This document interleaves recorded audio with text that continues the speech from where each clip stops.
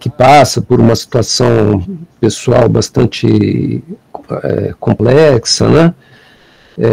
E depois de falar um pouco da biografia dele, eu falo um pouquinho a respeito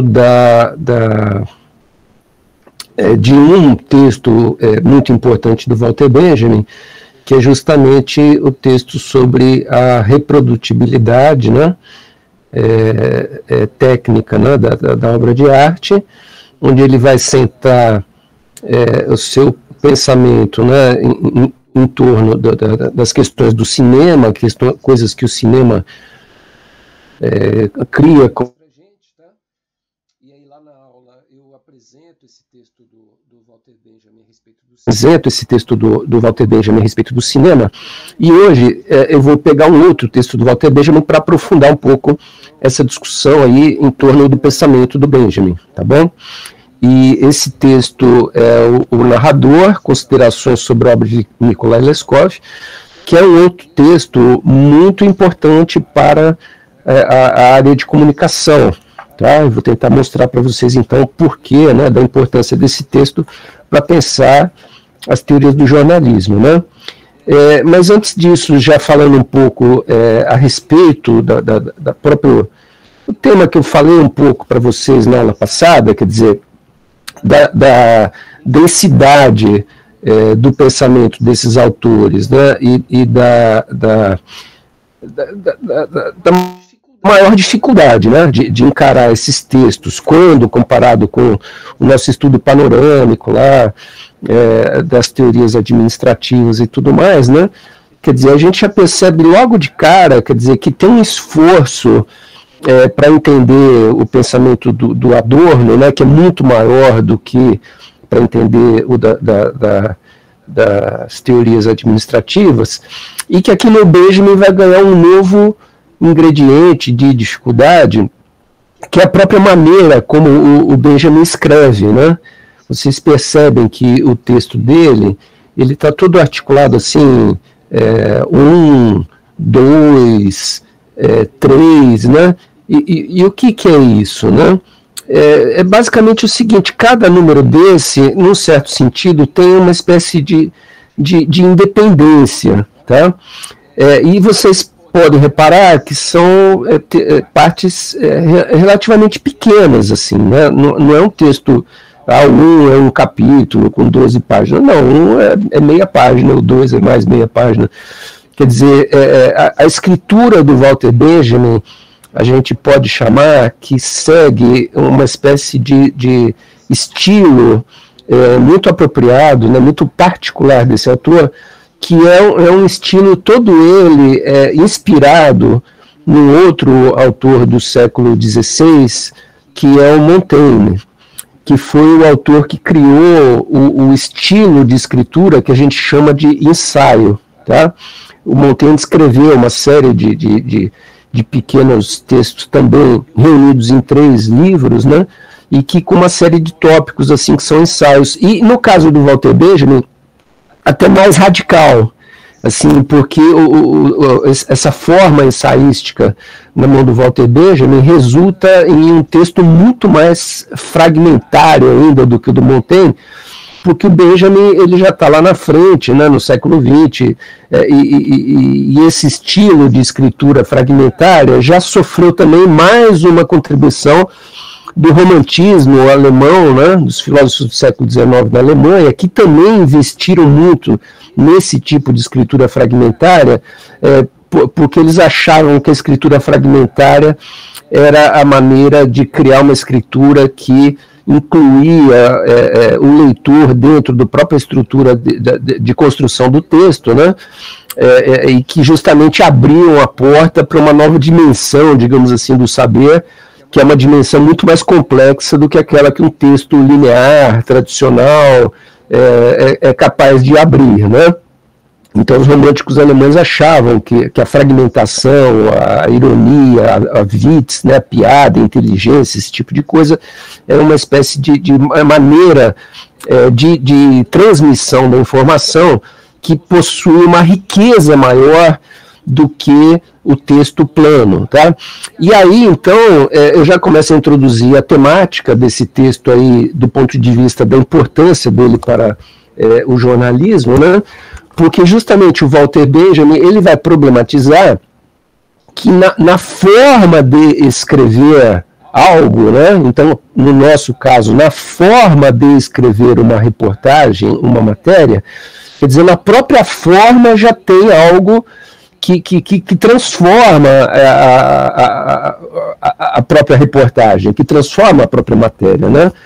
Então, daqui a pouco a gente pode voltar a essa temática de uma maneira mais aprofundada, mas lá na primeira disciplina que eu dei para vocês, eu trabalhei de uma maneira bastante ainda introdutória e superficial a ideia de que a gente tem dois grandes gêneros no jornalismo, né? Um que seria a notícia, mais breve, mais curta, mais enxuta, e outra que seria a reportagem, que é mais longa, mais aprofundada, tem uma série de outras características, né?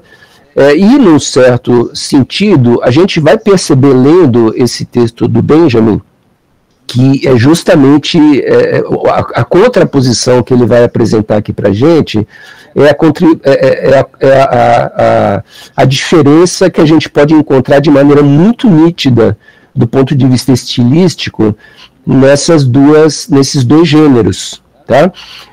Só que, para entender essa articulação, né, na qual aparentemente, a princípio, a gente poderia entender que a notícia é mais próxima desse modo ensaístico de escrever, quer dizer, ocorre justamente o contrário, quer dizer, quem é mais próximo da maneira ensaística de escrever é a reportagem. E aí eu vou tentar explicar para vocês, né, a partir do próprio texto do Benjamin, por que isso acontece e quais são as características marcantes aí que vão poder levar a gente a fazer essa distinção, tá bom? Então, inicialmente, só apresentar, né, de maneira geral para vocês qual que é a proposta da aula de hoje, é ler esse texto do Walter Benjamin, que é um texto sobre o narrador, sobre a narração, enquanto um estilo de escrita, né? E que essa narração, ela justamente do ponto de vista da estilística literária, ela vai criar uma contraposição de gêneros, que é o gênero da narração versus o gênero do romance, tá? Então essa vai ser a tensão no campo literário, né? A narração contra o romance, tá? O romance entendido como aquelas obras que escreveram os romantistas, o Zé de Alencar, o Machado, e não é romance nesse sentido, né? De um livro que conta uma história dentro de uma perspectiva que até a gente viu, né? E vai voltar a ver isso um pouquinho mais para frente também, que está relacionado com o surgimento dos folhetins, né, da publicação desses textos nos jornais, tá, em uma maneira de rodapé, de jornal e tudo mais, né? Então esse gênero que surge com os folhetins de jornal, que é o romance, que se contrapõe então a narrativa, tá? E no campo do jornalismo, quer dizer, vai ser a contraposição entre a reportagem, que é um gênero narrativo de produção jornalística, contra a notícia, que é um gênero informativo de produção de notícia, né? Isso eu espero que fique mais claro para vocês depois que eu fizer a apresentação do próprio texto, tá? Então, o método da gente caminhar pelo texto vai ser basicamente a leitura do próprio texto, né? E aí, nesse sentido, inicialmente, a gente vai ler esse tópico 1 aqui, né? Que tem praticamente 2 páginas, 1 página e meia. E aí, nesse sentido, quer dizer, eu vou fazer algumas observações a respeito do texto, né? Mas eu queria que a gente partisse da leitura. Então, inicialmente, eu gostaria de saber se a gente pode proceder com uma dinâmica de eu pedir a alguns de vocês que leiam o texto, né? Para a gente poder ir seguindo com essa análise, tá bom?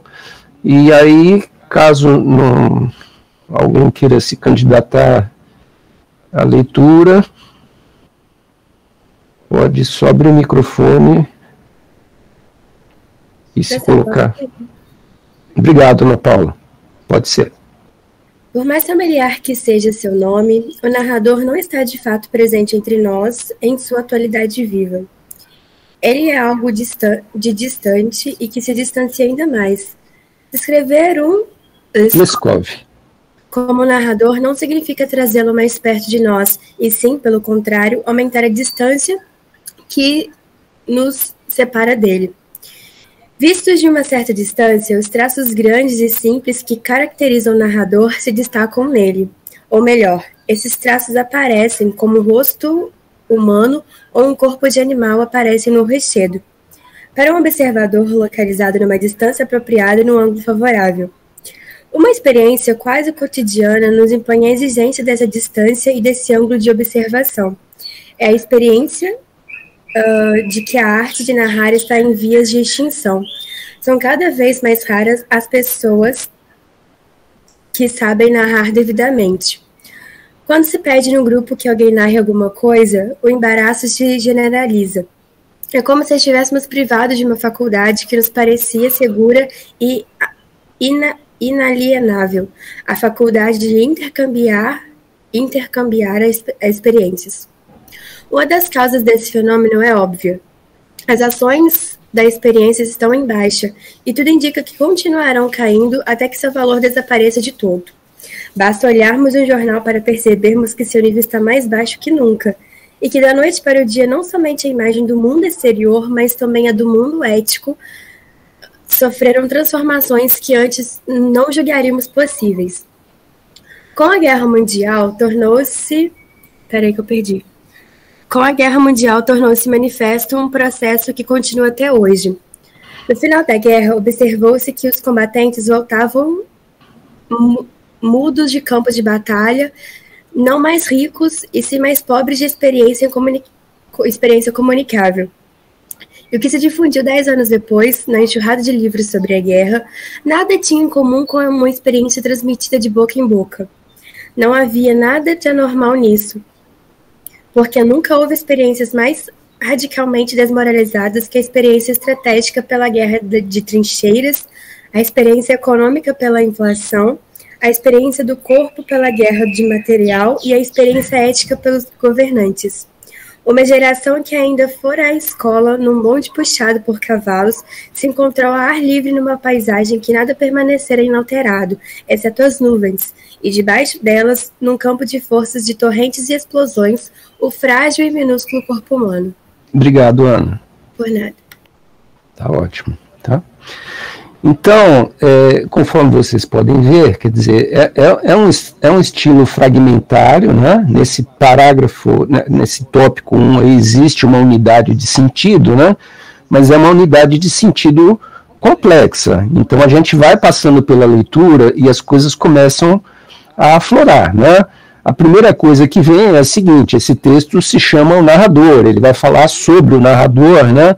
Que é um tipo de escritor, ou de produtor de texto literário ou informativo, e esse narrador, então, ele logo de cara ele vai destacar, né, que é um tipo de gente, é um tipo de produção que não faz mais parte do presente histórico do próprio Walter Benjamin, quer dizer, é um tipo de gente que não é mais possível encontrar no início do século XX. É um tipo de gente que existia no passado, né, e que tinha uma série de dons e de capacidades incorporadas com ele, e que não estão mais presentes. Então, quando ele tenta olhar ou descrever o narrador, na verdade, aumenta-se a distância entre nós e eles. Por quê? Porque se percebe que os últimos narradores morreram, né? E a cada dia que passa, eles vão, então, historicamente, ficando mais distantes da gente.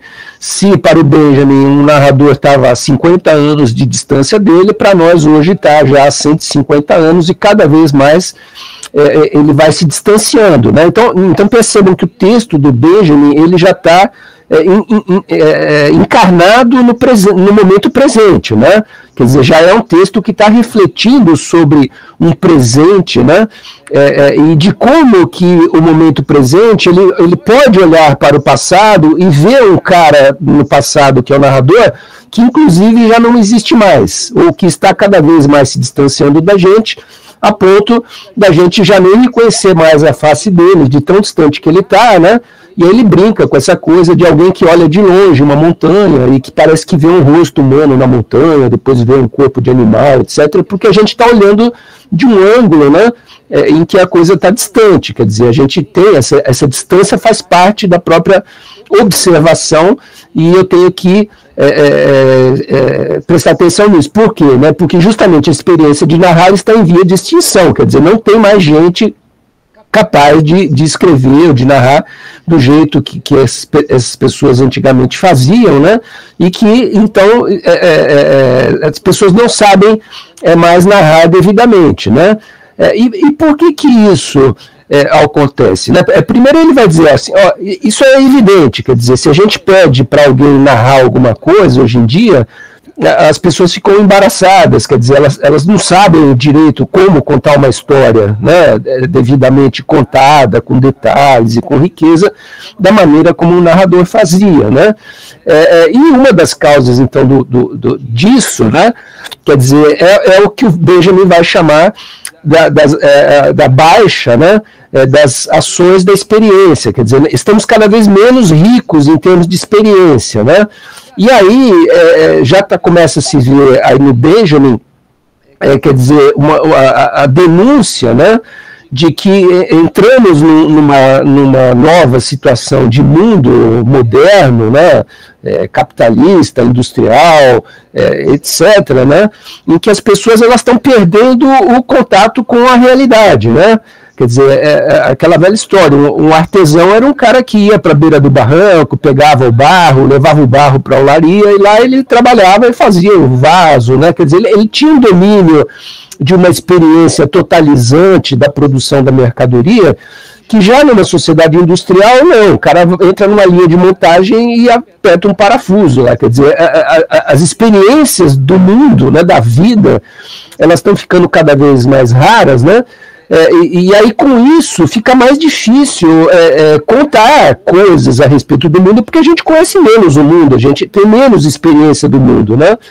E aí ele já introduz o tema do jornal, quer dizer, basta olharmos para um jornal para percebermos que o seu nível está cada vez mais baixo do que nunca, e olha que ele está falando isso em 1930, quer dizer, em 2021 é pior ainda, né? Quer dizer, a coisa só foi desgringolando, né? O nível de baixo contato com a experiência que a gente tem vai cada vez mais se perdendo, né? E assim, a gente não tem mais, então, coisas que havia no mundo antigo, né? Que eram, primeiro, essa experiência do mundo exterior, de conhecer muito bem o mundo. Então as pessoas sabiam plantar um feijão, sabiam matar um porco, carnear uma vaca, sabiam, né, fazer uma série de coisas que nenhum de nós mais sabe, né, porque a gente vai no açougue e compra a carne já embalada. Então toda essa experiência do mundo foi se perdendo, e também aquela experiência do mundo ético, da tradição que a gente já vem discutindo, quer dizer, que desde o século XVII lá e tal, há uma ruptura, né, e as experiências também religiosas, da tradição, da união das pessoas, na comunhão, na igreja e tudo mais, vão se perdendo, vão se diluindo, né? E aí ele coloca como um momento crítico, digamos assim, dessa perda da experiência, a experiência da Primeira Guerra Mundial. Por quê? Porque os combatentes voltaram dessa guerra sem saber contar nada. Tá? E aí tem alguns dados assim que enriquecem essa contextualização do que o Benjamin está dizendo, né? Porque o Benjamin, ele nasceu por volta de 1880, 1890, então ele faz parte de uma geração da Alemanha que se denominou a geração perdida, né? Por que geração perdida? Porque quando esses caras tinham 20, 30 anos, eles foram para a Primeira Guerra Mundial, tá? E aí, assim, os números são absurdos, assim, né? A quantidade de alemães que morreram na Primeira Guerra Mundial já é um número imenso, assim, absurdo. Mas também é absurdo o número de alemães que voltaram para casa aleijados, com trauma de guerra, então os caras não conseguiam dormir, acordavam com pesadelo, enfim, uma população toda mutilada que voltou para casa, né? Por isso se fala da geração perdida, e que é uma geração que, enfim, não frequentou banco de universidade, de escola, nem nada, estava na guerra lá matando francês, inglês, né? Então imagina que é uma geração que vive uma guerra que durou 5 anos, né, de 14 a 19, e que volta dessa experiência, né, em vez de ter namorado e feito um monte de coisas boas durante 5 anos, ficou matando o inimigo lá e sendo atingido pelos tiros do outro lado, né, quer dizer, então essa foi a experiência da geração do Benjamin, né, e pior do que isso, quer dizer, quando esses caras voltam do campo de batalha, além de voltar mutilado, aleijado e tudo mais, também voltaram sem experiência, eles nem conheceram os lugares onde eles guerrearam, né? E por quê? Né? Porque a Primeira Guerra Mundial é a Primeira Guerra Mundial tecnológica, industrial, onde existe uma indústria de destruição do inimigo, se é que a gente pode pensar assim, porque é a Primeira Guerra que tem avião, que tem metralhadora, que tem tanque, né? Tem uma série de coisas ali, de inovações tecnológicas industriais, que passam a fazer parte da guerra moderna, né? Justamente a Primeira Guerra Mundial é a primeira guerra dessa era, né? Contemporânea aí, da modernidade, e que a pessoa, para não morrer numa guerra dessa, ela tem que ficar enfiada dentro de uma trincheira, ela não pode pôr a cabeça para fora, né? O Griffith, né, que era um cineasta importante dos Estados Unidos, né, que faz filmes na década de 15, lá, como Intolerância, o Surgimento de uma Nação, são filmes importantes de criação de Hollywood.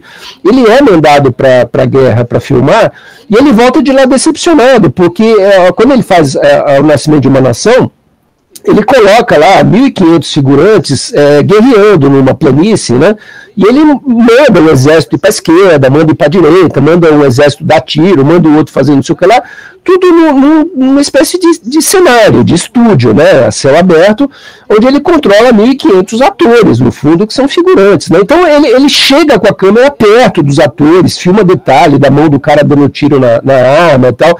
Quer dizer, ele tem uma condição privilegiada de navegar naquele ambiente do cenário e filmar aquela coisa toda para fazer o filme O Nascimento de uma Nação, que tem várias cenas da Guerra da Secessão americana inseridas, né?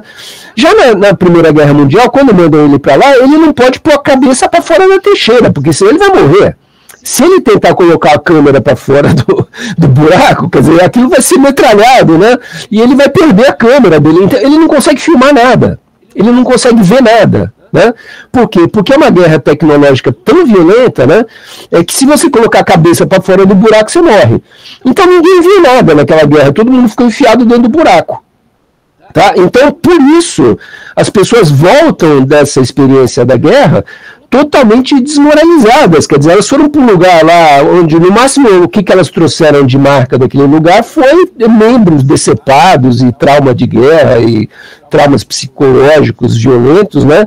Não é por outra razão que a psicanálise, Freud e tal vão crescer violentamente nesse período, porque eles estão tratando lá, eu não lembro exatamente agora de cabeça, mas algo em torno de 1.200.000 alemães que estavam doidos, entendeu? Que voltaram doidos da guerra né? E que tinham que ser tratados em clínicas psiquiátricas, né? Porque viraram malucos, completamente malucos, voltaram de lá completamente malucos, porque viveram essa experiência de ficar 4 anos, imaginem vocês, 4 anos enfiados num buraco, e a única coisa que eles conseguiam ver é que o colega dele de trincheira lá acabou de levar uma bala de fuzil na cabeça e voou um pedaço do cara para tudo quanto era lá. Então, imagina a experiência que esses caras tiveram nesses buracos, né?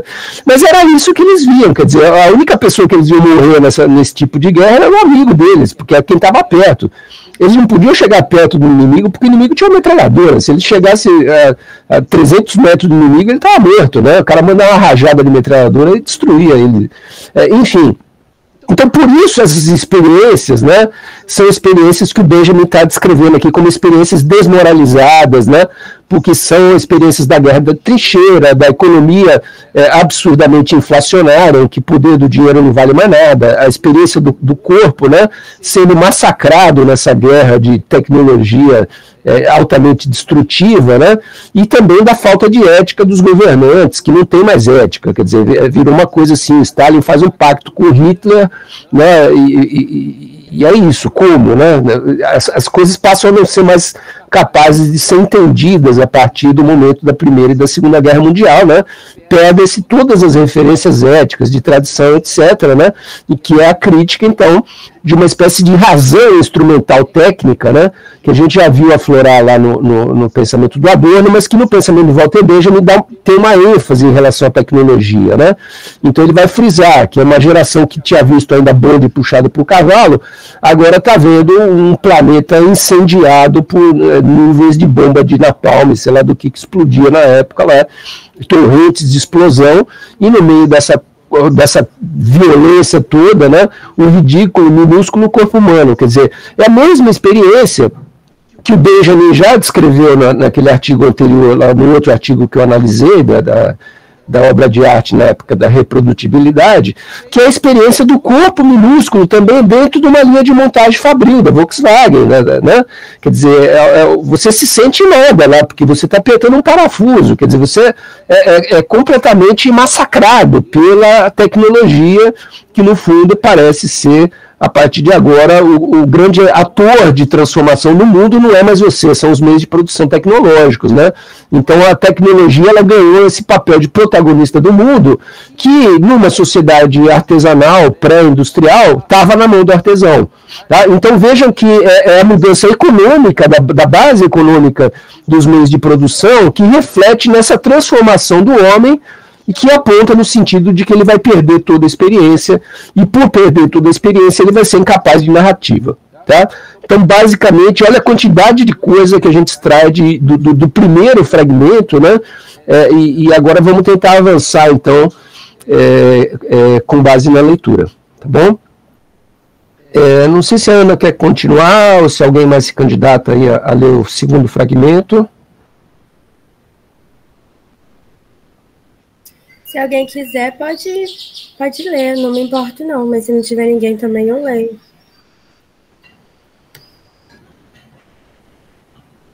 Alguém se candidata? Se não...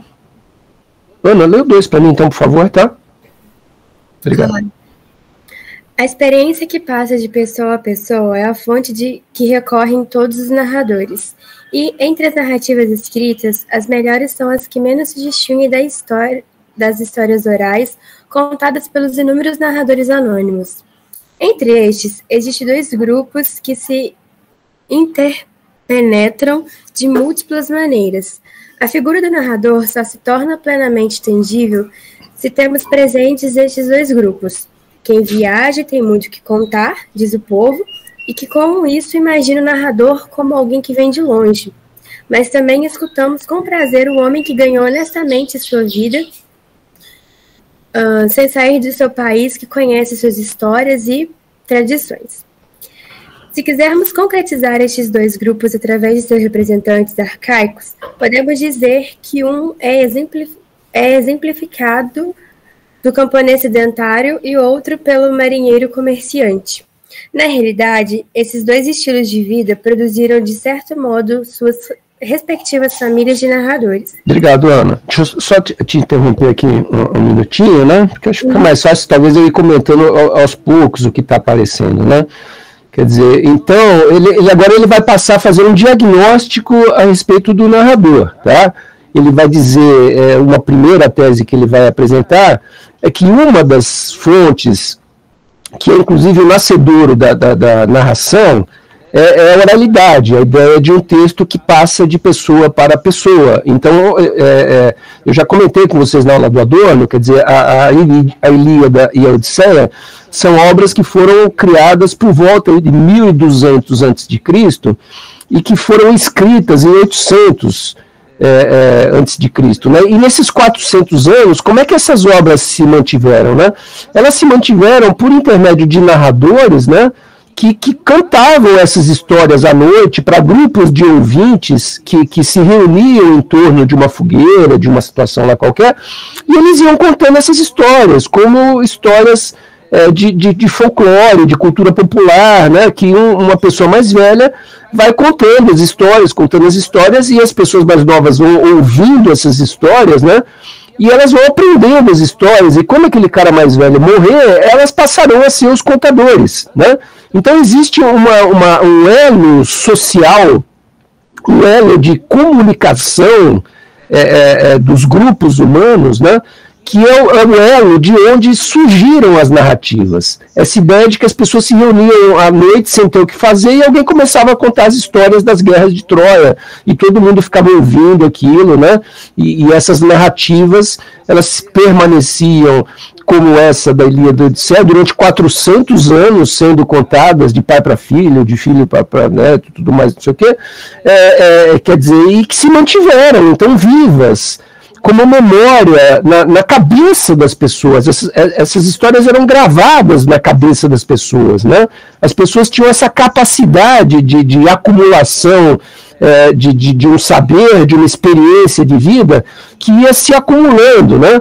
E aí, evidentemente, então, quer dizer, figuras privilegiadas para trazer histórias para esses grupos onde as narrativas vão sendo mantidas, né, são pessoas que viajam para longe, que trazem histórias de um estrangeiro exótico, completamente diferente, interessante, trazem histórias da China, trazem histórias da Índia, de lugares diversos e interessantes, e trazem essas histórias e contam nas suas tribos, nas suas regiões originais, né? Então esse alguém que vem de longe é sempre alguém que vem contando histórias, vem contando causos lá, coisas desse mundo onde ele foi, onde ele viu lá tigre de Bengala, viu elefante, viu coisas que na Europa não tinha, né?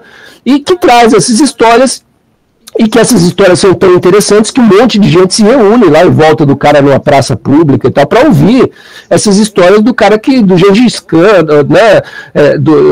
São as histórias do Marco Polo, por exemplo, que é um cara que vai para a Ásia, né, e volta para a Itália depois e fica contando essas histórias para todo mundo, escreve até um livro e tal.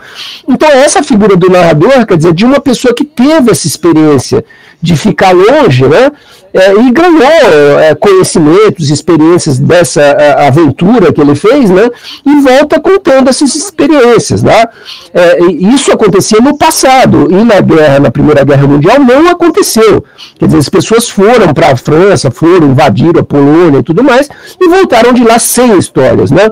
Então aqui o Benjamin começa a apresentar a história da narração, destacando aquele contraste inicial de que ele já levantou no primeiro tópico, né, de que hoje em dia não existe mais isso, tá? E que os dois tipos de narrador nativos, digamos assim, que pela própria atividade que faziam já seriam ótimos narradores, seriam primeiro esse que viaja, e o segundo, esse que fica sedentário na sua terra e que não sai. Esse camponês sedentário que nunca sai do seu lugar. Tá? E aí poderia surgir a vocês a dúvida, né, por que esse cara que nunca sai do mesmo lugar, esse cara nunca saiu de bar, nunca saiu de Juiz de Fora, por que ele é um contador de história, né? Se ele não foi para a Ásia, se ele não foi para a China para conhecer tigre de dente de sabre e tal, por que ele tem história para contar, né? Porque justamente o viajante é aquele que traz histórias de longe no espaço. E o sedentário é aquele que traz histórias de longe no tempo. Então, o sedentário, ele é o cara que ele viveu em Juiz de Fora por 70 anos e que ele viu coisas em Juiz de Fora há 50 anos atrás, quando ele tinha 20 anos de idade, e que vocês não viram, porque vocês não tinham nascido. Né? Então, são dois eixos em que o narrador se alimenta para trazer histórias para o presente, para que sejam contadas para as pessoas que estão ali ouvindo, né? Um é o eixo espacial, de quem se desloca e vai para a China para contar a história aqui depois, e outro é o vetor temporal, de alguém que está no mundo há 70 anos e que então ele tem histórias para contar porque ele está em Juiz de Fora desde que a cidade era assim, era assado e tal, não sei o que lá, e vai contar para vocês essas coisas coisas todas. Então percebam, né, que são dois eixos, um temporal e um espacial, por isso esses dois personagens, né, o personagem do viajante e o personagem do camponês sedentário. Tá? Agora, o segundo deles, que é esse que fica, e que traz histórias do passado, também é a pessoa que conta as histórias ao longo do tempo todo, e que quando ele vai contando essas histórias, né, ele contou 30 anos atrás, depois ele contou 20 anos atrás, depois ele contou há 10 anos, e agora ele está contando de novo, quer dizer, em cada recontar dessa história, no fundo ele está fazendo um trabalho de aperfeiçoamento dessa história, né? Eu não sei se vocês viram já a aula lá sobre o outro texto do Benjamin, né? Mas o Benjamin compara o ator de cinema, que é um ator que vai para o set e grava uma cena, né, e que não tem a totalidade do processo na sua mão, porque o cinema é um processo industrial, em comparação com o ator do teatro, que é um ator que a cada noite que ele apresenta a peça, ele pode ir aperfeiçoando suas falas, né, porque ele vai ficar 300 dias falando a mesma coisa, então ele pode interagir com risos ou com reações do público e ir aperfeiçoando o seu trabalho como um artesão vai muito aos poucos burilando uma pérola, um diamante, né? Ele vai esculpindo aquela obra de arte até que ela atinja um valor inestimável, dada a paciência que ele teve de ir contando a história. Então, quanto mais a gente conta a história, melhor a gente sabe contar a história. Né? Só que o que se perdeu no tempo moderno? Se perderam tanto a valorização desse contador de história, então ninguém mais se reúne em torno dele para ouvir as histórias, né? Quanto também se perdeu essa prática social enfim, de sentar em volta desse cara para ouvir. Tá bom? Vamos continuar, por favor, Ana. Obrigado. A gente parou onde cada uma delas conservou. Eu acho que é aí, Uhum. Cada uma delas conservou, no decorrer dos séculos, suas características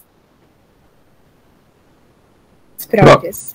Assim, entre os autores alemães, Magnus Hebel e Gotthelf pertencem à primeira família e... eu vou precisar de ajuda aqui para isso. Zielsfield e Gestecker. Nossa, Deus, essa língua é difícil, hein? A segunda. No entanto, essas duas famílias, como já se disse, constituem apenas tipos fundamentais. A extensão real do reino narrativo, em todo o seu alcance histórico, só pode ser compreendida se levarmos em conta a interpretação desses dois tipos interpenetração, tá? Interpenetração desses dois tipos arcaicos. O sistema corporativo medieval contribuiu especialmente para essa interpenetração. O mestre sedentário e os aprendizes migrantes trabalhavam juntos na mesma oficina. Cada mestre tinha sido um aprendiz ambulante antes de fixar em sua própria ou no estrangeiro. Se os camponeses e os marujos foram os primeiros mestres da arte de narrar, foram os artífices que a aperfeiçoaram. No sistema corporativo, associava-se o saber das terras distantes, trazidos para casa pelos migrantes, com o saber do passado, recolhido pelo trabalhador sedentário. Isso aí, obrigado, Ana. Então, nessa segunda parte, quer dizer, ele descreve aquilo que eu já tinha um pouco apresentado. Quer dizer, esses três personagens, no fundo, acabam constituindo, né, essa estrutura favorável ao surgimento da narrativa. Né? Aquele sedentário que tem essa característica artesã, né, de ficar elaborando a sua arte, né, aquilo em que ele é mestre, né? Então, se ele é um mestre de fazer sapato, cada vez ele vai fazendo um sapato mais bonito e melhorado, porque ele vai fazer milhões e milhões de sapatos ao longo da vida, então ele vai aprimorando a arte dele, né? Isso é característico do artesão, quanto mais ele faz, melhor ele faz, né? E, por outro lado, quer dizer, ele tinha contato com gente que eram os alunos dele, os aprendizes, que vinham de outras cidades, né? Isso era muito comum na Itália, né? Vinha gente do mundo inteiro ir para a Itália para aprender as artes de um Michelangelo, de um Rafael, etc. Então, na época medieval e no Renascimento, havia essa circulação de gente no mundo inteiro para ir aprender uma arte com um determinado artista, com um determinado mestre, né? E aí chegava, o cara acabou de chegar da Grécia, me conta então da Grécia, como é que é lá e tal. E esse cara ia contar histórias, ia contar casos, da mitologia, né? Enfim, essas narrativas iam circulando e esses artífices iam contando de novo, olha, um dia eu recebi aqui um aluno grego e ele me contou que na Grécia houve em tal época um deus que era um minotauro, que fazia isso, fazia... Né? As histórias vão tendo um ambiente de coletividade, onde essas narrativas vão se desenvolvendo, tá? E aí vocês percebem, enfim, né, que é exatamente isso que se perde, né, na sociedade contemporânea, né? Mas é isso que o Benjamin está trazendo para a gente como uma experiência do passado, para dizer o que para a gente, né? Olha só, vocês vão ver que justamente o jornalismo ele vai ser um tipo de estilo, né, que ele vai contribuir para matar a narrativa dessa maneira original como ela existia, né? Porque ninguém mais vai querer ouvir a história do artesão sedentário e você vai comprar o jornal para se informar, né? Quer dizer, muda totalmente a via de acesso de transmissão da cultura na sociedade moderna, né? Ela é tomada de assalto pelo jornalismo, né? Enfim, que pode ser um jornalismo crítico, e tudo bem, mas pode ser um jornalismo administrativo, que começa a contar a história para iludir todo mundo e para achar que todo mundo ache que a gente vive num lugar de maravilhosos e tal, não sei o quê. Então, ele está denunciando isso, por um lado. Agora, por outro lado, ele está dizendo o seguinte também, olha só, será que o jornalismo não pode recuperar, né, essa potencialidade da narrativa para criar matérias num estilo que seja um estilo que recupere essa característica coletiva da própria narrativa? Ou seja, será que o jornal não pode ser um lugar onde a narrativa do mestre sedentário vai aparecer novamente, vai ressuscitar, né? Então o Benjamin ele sempre tem esse caráter otimista no pensamento dele, né? De estar mostrando que alguma coisa talvez tenha morrido, mas que por outro lado ela deixou o seu exemplo aí na história, e se alguém quiser criar narrativa, pode criar narrativa, é só aprender novamente como é que era essa arte da narração, né? Quer dizer, evidentemente, quer dizer, você pode ter um processo de produção jornalística que incorpore aquilo que as pessoas da rua estão dizendo, as experiências que elas estão trazendo, né? Quer dizer, isso pode ser incorporado dentro da própria narrativa, isso seria uma coisa boa, tá? E a gente vai ver, num certo sentido, que o gênero da reportagem, ele é muito mais apropriado a esse tipo de possibilidade do que o gênero da notícia, né? Daqui a pouco vai ficar um pouquinho mais claro isso aí. Pessoal, para não judiar da Ana, não tem outro candidato aí para ler um pouquinho mais para a gente? Para ler o tópico 3? Eu posso ir. Pode ser, Isadora, obrigado. Leskov está à vontade tanto na distância espacial como na distância temporal. Pertencia à Igreja Ortodoxa grega e tinha um genuíno interesse religioso, mas sua hostilidade pela burocracia eclesiástica não era menos genuína. Como suas relações com o funcionalismo leigo não eram melhores, os cargos oficiais que exerceu não foram de longa duração. O emprego de agente russo de uma firma inglesa que ocupou durante muito tempo foi provavelmente de todos os empregos possíveis o mais útil para sua produção literária. A serviço dessa firma, viajou para a Rússia e essas viagens enriqueceram tanto a sua experiência do mundo como seus conhecimentos sobre as condições russas. Desse modo, teve ocasiões de conhecer o funcionamento de seitas rurais, o que deixou traços em suas narrativas. Nos contos lendários russos, Leskov encontrou aliados em seu combate contra a burocracia ortodoxa. Escreveu uma série de contos desse gênero, cujo personagem central é o justo, raramente um asceta. Em geral, um homem simples e ativo que se transforma em santo com a maior naturalidade. A exaltação mística é alheia a Leskov. Embora ocasionalmente se interessasse pelo maravilhoso, em questões de piedade preferia uma atitude... perdi mesmo. Atitude solidamente natural. Ah, tá. Atitude solidamente natural. Seu ideal é o homem que aceita o mundo sem se prender demasiadamente a ele. Seu comportamento em questões temporais correspondia a essas atitudes. é coerente com tal comportamento que ele tenha começado tarde a escrever, ou seja, com 29 anos, depois de suas viagens comerciais. Seu texto impresso se intitulava Por que são os livros caros em Kiev?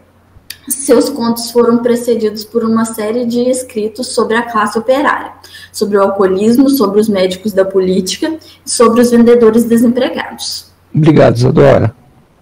Tá? Nesse terceiro tópico, então, o que ele está falando? Né? Ele está falando que, de alguma maneira, pela experiência de vida do Leskov, principalmente por ter sido um representante de uma firma comercial, ele tinha que viajar muito por toda a Rússia, né? Então ele está filiado a essa questão que ele, lá no tópico 2, ele tinha falado, quer dizer, o Leskov teve essa experiência de viajante, né? E nessas experiências que ele realizou, quer dizer, ele ia conhecendo as coisas, ele ia vendo o comportamento das pessoas, ele ia principalmente dando uma certa ênfase para aquela figura que a gente poderia chamar do caipira, né? Da pessoa que mora no interior de um país imenso, né? A Rússia é tão grande quanto o Brasil, mas imagina, né? Alguém que morava lá naquele cantão e que tinha experiências para contar, quer dizer, que tinha ainda essa tradição da oralidade de uma forma ainda meio que folclórica, assim, do interior, mas que estava lá presente, né? Então ele tem contato com isso, né? E que, num certo sentido, ele tem uma influência também do misticismo, quer dizer, ele pensa um pouco nessas questões da religião, mas não da religião positiva, digamos assim, da igreja, dos padres, né? Ele é contra os padres, ele não gosta dos padres, né? Ele tem uma religiosidade mais íntima, mais mística, assim, que fazem parte, né?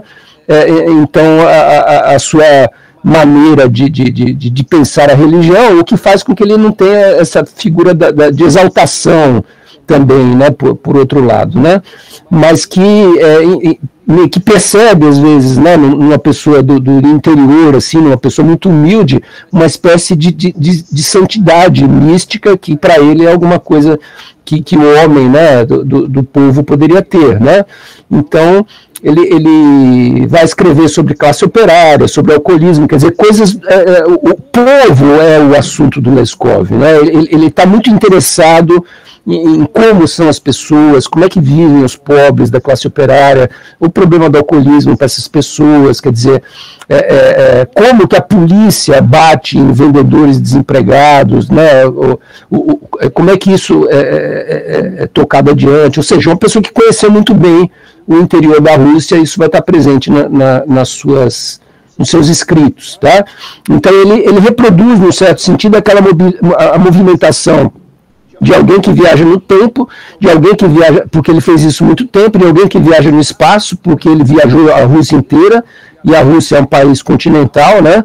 Então ele conheceu muita coisa, e que tem o tempo de parar e de germinar, né? De maturar essas coisas e criar os contos narrativos muito interessantes.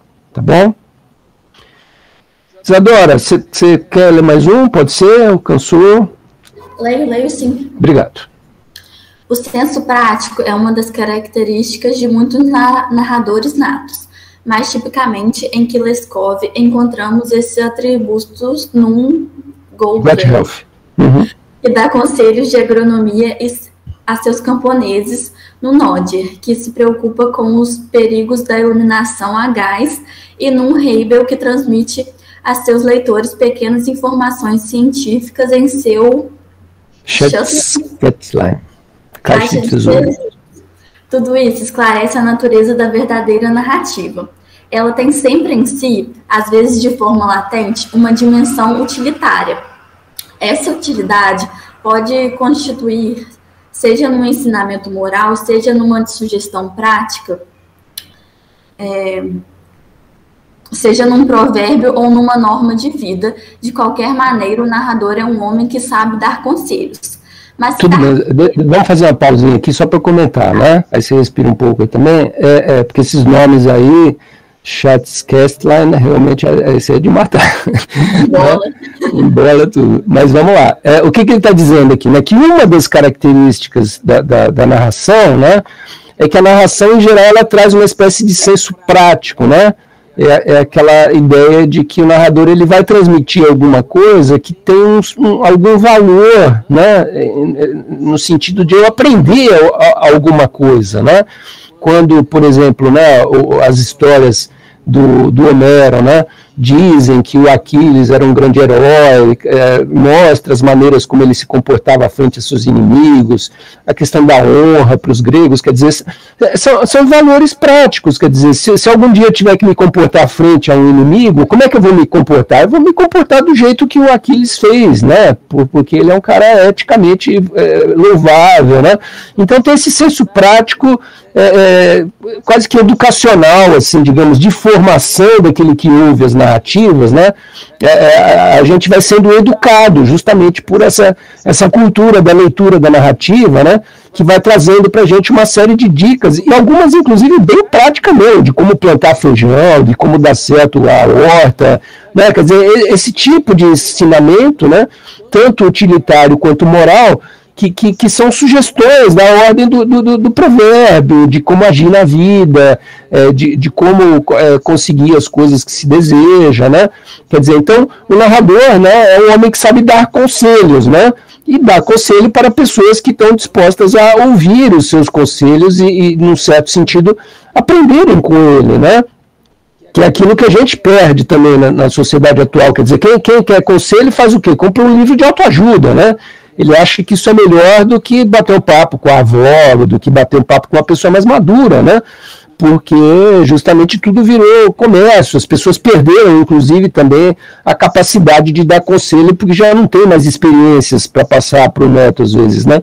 Porque os problemas que o neto está vivendo são muito diferentes daquele que ele viveu no passado. Então, descola-se, né, as ideias do lugar e as pessoas perdem a capacidade, inclusive, de dar conselho, tá bom? Vamos continuar mais um pouquinho? Onde que eu parei? Aconselhar? Eu acho que foi no Sabe Dar Conselhos. Onde está? Peraí. Mas se dar conselhos parece hoje antiquado. Ah, tá. Mas se dar conselhos parece algo de antiquado, é porque as experiências estão deixando de ser comunicáveis. Em consequência, não podemos dar conselhos nem a nós mesmos, nem aos outros. Aconselhar é menos responder a uma pergunta que faz uma sugestão sobre a continuação de uma história que está sendo narrada. Para obter essa sugestão, é necessário primeiro saber narrar a história, sem contar que um homem só é receptivo a um conselho na medida em que verbaliza a sua situação. O conselho, tecido na substância viva da existência, tem um nome: sabedoria. A arte de narrar está definhando porque a sabedoria, o lado épico da verdade, está em extinção. Porém, esse processo vem de longe. Nada seria mais tolo que ver nele uma sintonia da decadência ou uma característica moderna. Na realidade, esse processo, que expulsa gradualmente a narrativa da esfera do discurso vivo e, ao mesmo tempo, dá uma nova beleza ao que está desaparecendo, tem se desenvolvido concomitantemente com toda uma evolução secular das forças produtivas. Beleza, obrigado. Então, aí apareceram algumas coisas importantes, né? Primeiro, um pouco essa crise, né, da narrativa, que a gente já tinha identificado desde o começo, né? E que aqui ele tá entrando um pouco mais em detalhes. O primeiro detalhe importante que ele fala aqui é que aconselhar é menos responder a uma pergunta do que fazer uma sugestão sobre a continuação de uma história, tá? Por que isso, né? Porque o aconselhar, em geral, ele é adaptativo, tá? Ele é adaptativo em relação ao quê, né? Em relação à situação que se encontra aquele que pede o conselho. Tá? Então, a situação que a pessoa que pede o conselho, aquela situação em que essa pessoa está, em geral, ela é uma situação em que a pessoa tem uma série de coisas que estão acontecendo em volta dela. Então ela quer casar com aquele cara, mas a tia é contra, a mãe é a favor, o pai é contra também por motivos econômicos, a mãe é contra por motivo religioso. Quer dizer, tem uma componente ali da situação particular em que a pessoa está, que é muito complexa, porque tem gente que é a favor do casamento dela, tem gente que é contra, tem gente que é contra por isso, tem gente que é a favor por aquilo. Quer dizer, são uma série de componentes muito complexos, né? Que, assim, para a qual não existe uma resposta pronta. Quer dizer, não é uma pergunta simples que eu faço, assim, caso ou não caso. Aí alguém vai falar sim ou não. Não é assim. Quer dizer, eu tenho que levar em conta o que pensa meu pai, o que pensa minha mãe, o que pensa minha avó, o que pensa meu irmão, o que pensa meu namorado. Um monte de coisas que tem que ser levadas em conta, né? Que fazem do aconselhar ser muito menos uma resposta, sim ou não, caso ou não caso, do que uma tentativa de ver continuações possíveis para as duas respostas existentes. Quer dizer, se sim, o que vai acontecer? Se não, o que vai acontecer? E isso faz com que o sim ou não também ganhe uma qualidade. Quer dizer, tem um sim que é simplesmente ir na igreja e casar, e tem um sim que antes disso, conversar com os parentes, tentar mostrar o que está acontecendo, tentar argumentar. Quer dizer, o sim, eles são vários sims possíveis, né? Quer dizer, várias maneiras de resolver um problema, que é para onde o conselho, em geral, ele indica. Quer dizer, ele dá rumos possíveis, complexos e variados, né? Não é simplesmente dizer sim ou não, mas é dizer sim, assim, assado, usando tais cuidados e com tais, né? Então, o conselho, ele consegue ter essa riqueza, né? E que essa riqueza, por que é possível de ter? Não, porque eu vou ler num texto lá de uma narrativa arcaica e vou ver que a situação do Aquiles não era simples também, quer dizer, não era uma coisa dele dizer vou para a guerra ou não vou para a guerra, não, tinha as ofensas do Agamenon contra ele, mas tinha o fato dele querer ser um herói glorioso, ele sabia que ele só seria herói glorioso se ele vencesse Troia, mas tinha também o fato do Pátroclo, que era o amiguinho dele lá, ter morrido nas mãos do adversário. Quer dizer, era uma situação toda complexa, né? O fato de que Helena foi sequestrada por um cara que era irmão de Agamenon, de quem ele estava com raiva, quer dizer, é tudo uma situação complexa, né? Que quando ela é trazida para a gente, quer dizer, ela mostra, né, o mesmo tipo de complexidade que porventura alguém pode estar vivendo na vida, né? E quando a gente perceber que a situação é complexa assim, quer dizer, o conselho é muito mais uma tentativa de ver aonde que a história pode dar, do que a tentativa de dar uma resposta pronta, sim ou não, para uma simples pergunta, tá? Então vejam a complexidade com a qual a narrativa é capaz de lidar, né? Como que as narrativas são capazes de criar situações extremamente complexas, né? Quando eu peço para vocês, olha, assistam lá o filme Quarto Poder, prestem atenção e tal, por quê? Porque as situações lá todas são complexas, né? Quer dizer, a estagiária não é simplesmente uma pessoa que vai tomar decisão, poxa, eu sigo o professor A ou eu sigo o professor B, né? Que são jornalistas já formados e que representam uma série de comportamentos, de possibilidades do jornalismo. Não, a situação é complexa, quer dizer, ela está no meio de uma confusão lá, tem um cara levando tiro na barriga, tem outro sequestrando criança, a coisa toda é muito complexa, né? E aí, nesse sentido, a gente percebe que o que ela pode fazer é muito mais tentar ver paralelismos com coisas que ela já conhece e tal, e agir de um jeito que ela acha que vai num sentido positivo, né? Mas é justamente essas complexidades que a narrativa consegue trazer e que um texto linear não consegue. Vejam a quantidade de coisa que a gente já pensou aqui, lendo 3 tópicos do texto do Benjamin, a quantidade de complexidade com a qual a gente já se deparou. A gente já falou de Idade Média, a gente já falou de viajante, a gente já falou de semeador, a gente já falou de artesão, a gente já falou do oleiro, daquele que produz a obra elaborada, a gente já falou de Primeira Guerra Mundial, a gente já falou da experiência dos soldados que voltaram aleijados para lá. Quer dizer, a narrativa, ela tem essa potência de complexidade num texto, né, que até agora a gente leu, sei lá, 2, 3 páginas, mas ela já trouxe um volume de coisas para a gente pensar, que é um volume imenso, né? E por que ela faz isso? Justamente porque ela não está querendo responder uma pergunta. Ela não está aqui simplesmente para dizer, olha, a narrativa é o gênero que morreu no século XIX e que havia desde a antiguidade. Não é isso, né? Quer dizer, ela está querendo trazer uma série de informações, de dados, de coisas que estão ali colocadas e que não vão todas elas no mesmo sentido. Essa é uma das dificuldades do ensaio, quer dizer, uma hora o ensaio vai para um lado, outra hora ele vai para o outro, outra hora ele vai para o outro, e chega uma hora que você fala, pô, mas qual que é a unidade disso? Né? A unidade disso é o leitor que está tendo contato com essa pluralidade de coisas e que futuramente talvez tudo isso sirva para ele tomar uma decisão, se ele vai fazer uma notícia ou uma reportagem a respeito de um tema num jornal. Quer dizer, é isso, né? E dele saber que se ele fizer uma notícia, aquilo vai ser informativo, vai ser cheio de respostas a perguntas, né? E que meio que vai ser morto, num certo sentido. E se ele fizer uma reportagem, ele vai fazer uma coisa muito mais complexa, muito mais cheia de informações, mas que as informações às vezes parecem que não batem, porque uma é o que pensa um, outra é o que pensa o outro, que é contrário do um, o terceiro pensa diferente ainda, né? E essas coisas parecem uma confusão, parece que ninguém está dando resposta para nada, né?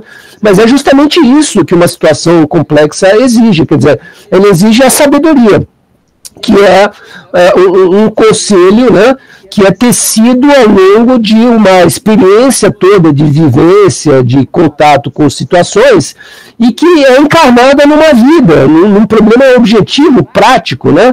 E aí o que acontece? Se a sabedoria definha, né, a capacidade de narrar também definha. Tá? E a sabedoria está, enfim, definindo, né? Essa aqui é a tese do Benjamin, quer dizer, a verdade ela está sendo ocultada. A verdade está sendo escondida. Está sendo escondida por quê? Por exemplo, no nosso caso, pelo jornalismo administrativo, que não traz à tona das suas matérias, muitas das vezes, algumas verdades, como a verdade da exploração do proletariado pela burguesia num sistema de desenvolvimento industrial. Quer dizer, é isso, né? A verdade está sendo ocultada, ela está sendo escondida, ela não está sendo dita, né? E aí, como a verdade não está circulando, a sabedoria não está surgindo, porque a pessoa, para ter sabedoria, ela precisa conhecer as várias facetas da verdade, né? E isso não está vindo à tona, então ela acha que sabe, mas no fundo ela é desinformada pelos jornais, né? É isso que acontece, e aí nesse sentido ela também perde a capacidade de ser capaz, a capacidade de dar conselhos, né? E de mostrar possíveis desenvolvimentos da história. Essa capacidade que a gente está perdendo, né? Então, assim, eu voto, mas eu não sou capaz de ver o desdobramento da história que, a partir daquele meu voto, vai acontecer. Eu perdi essa capacidade de previsão que a sabedoria, evidentemente, ela dá.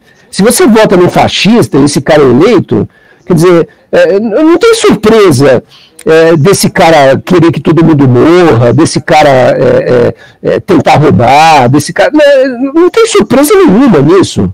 Qualquer pessoa que, antes de votar, tivesse sabedoria, ela já ia conseguir prever tudo isso. Quer dizer, vai falar, pô, se esse cara ganhar, vai ser um desastre. Por quê? Né? Porque vai acontecer tudo o que está acontecendo. Hoje a capa da UOL já é que tem funcionário público demais no Brasil. Já por quê? Porque vai vir uma porretada aí em cima de funcionário, com certeza. Já estão preparando o meio de campo para vir aí um negócio. Olha, vamos melhorar a capacidade produtiva do país, acabando com o funcionário público, né? Porque esse funcionário público ganha muito melhor que a iniciativa privada e tal, não sei o que lá. Como se não tivesse toda uma lógica aí por trás de por que é assim. Pô, o funcionário público é o cara que passou num concurso que tinha 150 doutores lá concorrendo e o cara ficou em primeiro lugar. Quer dizer, será que isso não quer dizer nada? Né?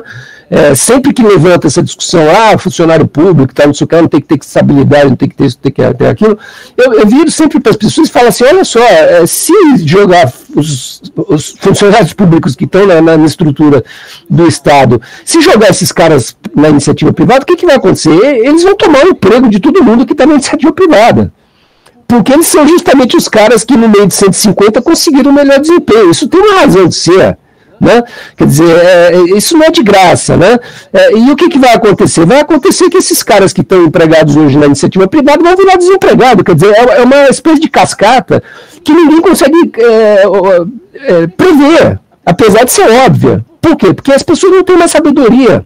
Elas não conseguem entender aonde que vai desembocar a consequência dos seus atos. Né? Elas vão para a rua e pedem para tirar o presidente da República e fazem impeachment, tira. Aí assume um outro que elas acham muito pior. Mas por que assumiu um outro que é muito pior? Porque elas tiraram quem era menos pior. E como que não dava para prever isso? Não dava para prever isso porque a pessoa não parou para pensar. Porque ela não teve sabedoria. E agora vai fazer o quê? Vai reclamar?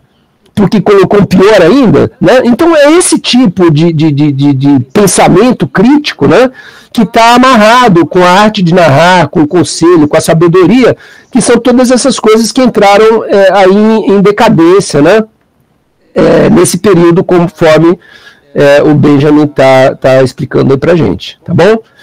Vamos continuar agora o 5. Alguém mais se candidata? Professor, posso ler? Obrigado, Noni. O primeiro indício da evolução que vai culminar na morte da narrativa é o surgimento do romance no início do período moderno. O que separa o romance narrativa e da epopeia no sentido estrito é que ele é essencialmente do livro. A difusão do romance só se torna possível com a invenção da imprensa. A tradição oral e da poesia épica tem uma natureza fundamentalmente distinta do que caracteriza o romance. Tá bom, deixa eu só fazer um comentário aí, né? Então, agora, como bom marxista, o que ele está dizendo, né? Que, no fundo, quem matou esse gênero da narrativa e criou um novo estilo literário, né, que vai ser o romance, foi a evolução dos meios de produção. Então, como a narrativa ela era pautada na oralidade, na conversa e tal, quer dizer, ela era de um jeito. Aí, quando surge o livro, que é a capacidade de alguém sentar e escrever um negócio sozinho, sem precisar ficar contando para outros a história para que ela sobreviva, né? Quer dizer, perde-se todo aquele burilar, né, de alguém que contou 500 vezes à noite a mesma história e que ao longo desse burilar foi aperfeiçoando aquilo, como se aquilo fosse um diamante, foi pulindo devagar, foi agregando mais histórias àquela história que já era interessante, aí criando coisas cada vez maiores, né? Então a estrutura da narrativa, em geral, ela é fragmentária também. Pega As Mil e Uma Noites, que é um exemplo maravilhoso de narrativa, quer dizer, são 1000 histórias diferentes, umas com Aladim, outras com o Ladrão de Bagdá, outras com não sei quem, outras com um poderoso lá do Oriente, né? Então, é isso, quer dizer, a narrativa ela também tem esse caráter fragmentário, tanto quanto a escrita do Benjamin, né? Tanto quanto o ensaio, né? Então, percebam como está amarrada a maneira como ele escreve com a temática que ele está justamente criticando. Agora, no fundo disso, o que está? Está uma mudança da econômica, dos meios de produção, né? A partir de agora, a comunicação ela é feita por livro e pela imprensa, e não mais por via da oralidade. Tá bom? Obrigado, Luane. Que distingue o romance dessas outras formas de prosa? Contos de fada e mesmo novelas, é que ele nem procede da tradição oral, nem a alimenta. Ele se distingue especialmente da narrativa. O narrador retira da experiência o que ele conta, da sua própria experiência ou a relatada pelos outros, e incorpora as outras coisas narradas à experiência dos seus ouvintes. O romancista se agrega-se. Do romance é o indivíduo que não pode mais falar exemplarmente sobre as suas preocupações mais importantes e que não recebe conselhos nem sabe dá-los. Deixa eu só interromper mais uma vez aí, desculpa, Noni, mas é porque isso é muito importante, assim. O que ele está querendo dizer aqui, né? Quer dizer que o romancista, ele segrega-se. O que quer dizer isso, né? É que ele se separa do coletivo. Tá? Ele se separa do coletivo porque escrever um livro não depende mais do coletivo. Imagina se o primeiro cara que pensou a história lá da Ilíada e tal, se ele tivesse morrido antes de contar a história para alguém que ouviu, né? O que aconteceria? A história ia morrer com ele. Então, a oralidade, ela depende da transmissão do texto para outra pessoa, para que o texto se mantenha vivo. Tá? Numa época que não tem escrita, você depende de contar a história para o seu filho, do filho contar para o neto, etc., para que a história consiga se manter viva ao longo de gerações. Quando você tem o livro, o papel, a imprensa, você não precisa mais disso. Você põe a história no papel, e mesmo que você morra, quer dizer, talvez daqui a 500 anos alguém pegue aquele papel lá e leia, né? Então, quebra-se essa comunidade que era a constituinte da narrativa, quebra-se numa situação de isolamento dos sujeitos. E percebam que esse sujeito isolado, ele é exatamente a perspectiva do sujeito de massa, das teorias administrativas, que entendem o sujeito como um sujeito isolado, ou seja, de um sujeito que não está em contato, e em trânsito e em comércio com pessoas, com outras pessoas. Então, o quanto a evolução dos meios de produção contribuíram para isso, né? Antigamente, o empregado, mesmo que fosse um trabalhador manual, ele estava numa oficina onde tinha 50 pessoas fazendo sapato junto com ele. E ali todo mundo conversava, as pessoas cantavam, contavam história, fofoca, não sei o que, não sei o que lá. Agora não, o cara está numa linha de montagem, em geral com fone de ouvido na orelha para não ouvir o barulho das máquinas, e apertando o botão. E ele não conversa com ninguém, né? Quer dizer, ele está completamente isolado. Pois bem, o que acontece em termos da literatura, né? O romancista é um cara totalmente isolado também. É um cara que senta no computador, senta numa máquina de escrever e escreve o romance dele inteiro, sozinho, sem compartilhar aquilo com ninguém. E depois que está pronto, o que ele faz? Ele publica no jornal para ganhar dinheiro, né? Então percebam, né, que a lógica da produção da arte literária nesse segundo momento do romance já é uma lógica do individualismo burguês. Tá? E é isso que o Benjamin vai começar a bater a partir de agora. Obrigado, Noni. Só um minutinho. Escrever um romance significa, na descrição de uma vida humana, levar o incomensurável a seus últimos limites. Na riqueza dessa vida e na descrição dessa riqueza, o romance anuncia a profunda complexidade de quem a vive. O primeiro grande livro do gênero, Don Quixote, mostra como a grandeza de alma, a coragem e a generosidade de um dos mais nobres heróis da literatura são totalmente raras ao conselho, e não contém a menor centelha de sabedoria.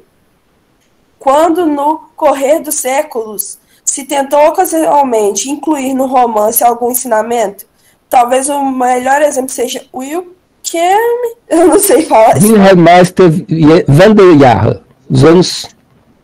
os anos de peregrinação de Wittgenstein, essas tentativas resultaram sempre na transformação da própria forma de romanesca. Desculpa. O romanesco, esse nome que eu não sei. Por outro lado, não se afasta absolutamente da estrutura fundamental do romance. Ao integrar o processo da vida social na vida de uma pessoa, ele justifica de modo extremamente frágil as leis no tal processo. A estimação dessas leis nada tem a ver com a sua realidade. No romance, é essa insuficiência que está na base da ação. Tá, aí ele faz uma análise específica do gênero romance, né? O Don Quixote, né, que ele coloca como o primeiro grande livro do gênero, né? O que retrata o Don Quixote? Quer dizer, é um cara que de tanto ler histórias da Idade Média, de cavaleiros e tal, ele fica maluco, né? Ele fica maluco e aí ele acha que ele é um cavaleiro medieval e se arma lá de um capacete que é um pinico, de uma lança que é um pedaço de pau, de um cavalo pangaré e tudo mais, né? E sai que nem um maluco lá dando paulada no moinho de vento, quer dizer, ele não percebe que aquilo não é um gigante, né? Então ele é um maluco, né? E aí, o que acontece? Esse maluco é exatamente o avesso da sabedoria, né? Quer dizer, ele não tem nenhuma centelha de sabedoria, nenhuma centelha de sanidade, ele é um maluco, né? Agora, dentro de um romance, a vida dele ganha o sentido da expressão de uma vida exemplar de um maluco que vive uma certa experiência. Quer dizer, agora, é tipo de experiência que evidentemente não vai comunicar nada útil para ninguém, né? Porque ninguém vai pegar um pedaço de pau, subir num pangaré e sair dando cacetada em carro na rua, né? É exatamente o contrário disso que é a sabedoria. Alguém que agir assim vai ser internado no manicômio, né? Quer dizer, então é um tipo de produção literária que está completamente descasado da vida prática, né? Ele está completamente descasado numa série de coisas, mas por outro lado é uma conversa, um romance, né? Que expõe uma vida humana até mesmo dentro da miséria que aquilo tem e tudo mais. Agora, é uma experiência isolada, Tá? Uma experiência desse indivíduo, digamos assim. O romance, ele conta, em geral, a história de uma pessoa solitária, de uma pessoa tão solitária que ela pode até ser uma maluca e a história dela vai virar um livro, né? Agora, o que acontece? Mesmo nesse gênero romance, pode existir a tentativa de misturar o sujeito com o mundo, tá? Pode se criar uma tentativa, né, de mostrar o crescimento de um sujeito por meio da sua experiência de vida, que é o que faz esse livro do Goethe, que é Os Anos de Peregrinação do Wilhelm Meister, né? É o livro do Goethe, que inaugura no século XIX um novo gênero de literatura, que é o Bildungsroman, ou seja, um romance de educação, um romance de ilustração, um romance de agregação de cultura, né? Quem que está agregando cultura? É o Wilhelm Meister. Ele está aprendendo a viver. E o romance conta a história dele, do aprendizado da vida, na vida real, concreta do século XIX, né?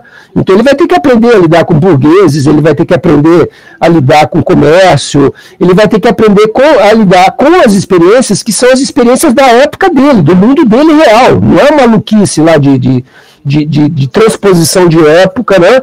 De moinho para gigante. Não, é um moinho enquanto moinho. Como é que eu lido com moinho como sistema de produção de farinha, né? Assim, algo desse gênero, né? Então, esse tipo de gênero, ele acaba até desconstruindo, num certo sentido, o próprio isolamento do indivíduo do romance. E aí, num certo sentido, é um romance que agrega um pouco de sabedoria, né? Mesmo sendo romance. Mas, por outro lado, ele é tão diferente do romance tradicional, que é justamente o romance de cavalaria, de maluquice, de qualquer coisa, de Don Quixote e tudo mais, né? Que ele acaba criando até mesmo um outro gênero, né? Diferente do próprio romance em si, tá bom? Noemi, você poderia pegar mais um, por gentileza? Posso sim. Obrigado. Devemos imaginar a relação das formas épicas dos segundos ritmos comparáveis aos que pediram a transformação da crosta terrestre no decorrer dos milênios. Poucas formas de comunicação humana evoluíram mais lentamente e se extinguiram mais lentamente. O romance, cujos primórdios se remontam à antiguidade, precisou de centenas de anos para se encontrar, na burguesia ascendente, os elementos favoráveis a seu florescimento. Quando esses elementos surgiram, a narrativa começou um pouco a se tornar arcaica. Sem dúvida, ela se apropriou de múltiplas formas do seu novo conteúdo, mas não foi determinada verdadeiramente por ele. Por outro lado, verificamos que, com a consolidação da burguesia, da imprensa no ato do capitalismo, é um dos instrumentos mais importantes. Destacou-se que uma forma de comunicação que, por mais antigas que fossem as suas origens, nunca havia se influenciado decisivamente a forma épica. Exerce essa influência. É tão estranha a narrativa como um romance, mas é mais ameaçador. De resto, provocam a crise no próprio romance. Essa nova forma de comunicação é a informação. Tá, deixa eu só fazer um comentário agora, né? Quer dizer, o que ele está dizendo nesse início? Né? Que a transformação desses gêneros literários é algo muito lento.